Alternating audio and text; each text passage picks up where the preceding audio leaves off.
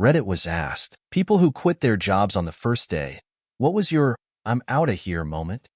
Let us know in the comments if you have had a similar experience where you found yourself quitting on the first day of the job. Thank you for watching today's video, and if you enjoy the content, don't forget to hit the like button, subscribe, and hit that notification bell so you don't miss any new content.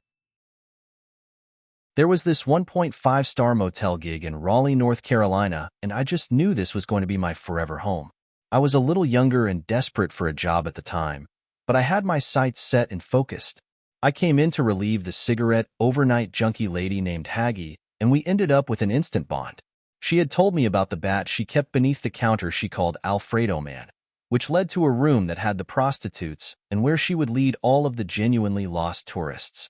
When all was said and done at the end of the day, Alfredo Man would fly towards the room as everyone else would follow. They would settle in for the night and end up calling it home.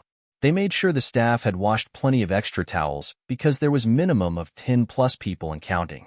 While she was talking to me, one of the prostitutes came up and paid her with sweaty boob money, and Haggy busted into an instant break dance. I tripped over Haggy in the middle of her maneuver, and the prostitute's chest stopped my face from planting into the floor. She didn't seem to notice, but Haggy said there is a zero-tolerance sexual harassment policy, and my work here will be forgot about within 10 seconds of me leaving the building, so I just sprinted out the doors making sure they knew I quit. I was a little upset, but knew this was a great learning experience that would ultimately help me with my future endeavors. It was my first day working at EB Games, and I was excited to be there. During the first half of my shift, I was tasked to clean up the shelves. It was a high-traffic location, so the shelves always needed to be cleaned. After about 5 hours of doing absolutely nothing, I took my break. When I came back from my break, the manager was standing in his strangely empty store looking like an absolute ghost. He was staring at a massive steaming pile on the floor.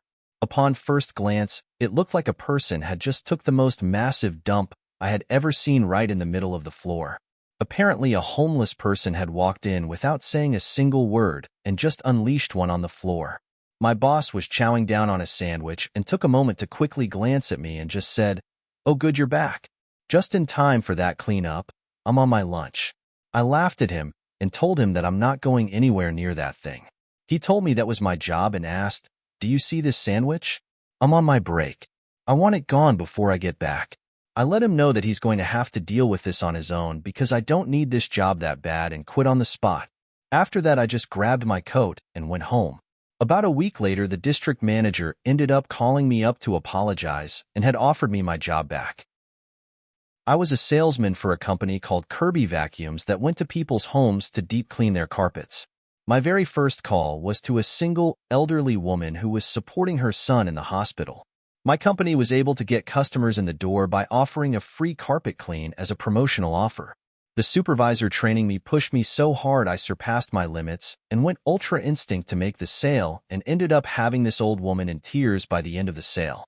Just as she was about to sign the paperwork, I had asked if she actually wanted us to vacuum her carpets because I go the extra mile, wink wink. She had asked what the extra mile offer was, and I let her know if she had to ask, she couldn't afford it. She just ended up saying it was a lovely offer, but she just knew she couldn't afford it at that point. I took the paperwork away from her and said not to worry, they just changed the name from the ZJ. Outside, I told the supervisor I quit because I heard another co-worker complaining that after the name change business had tanked.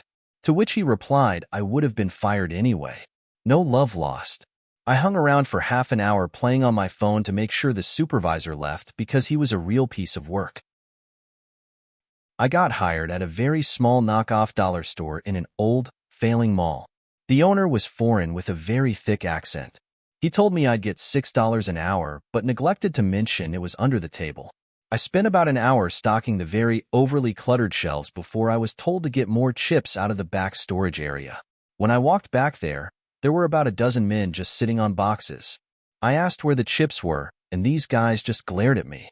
They started speaking in a language I couldn't understand and rapidly motioned towards me.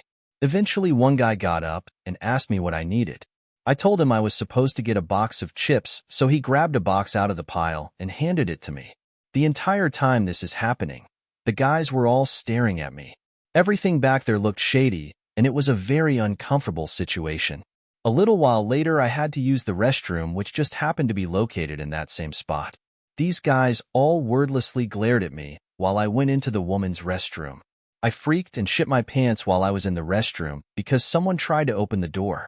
After that, I refused to flush the toilet and just left.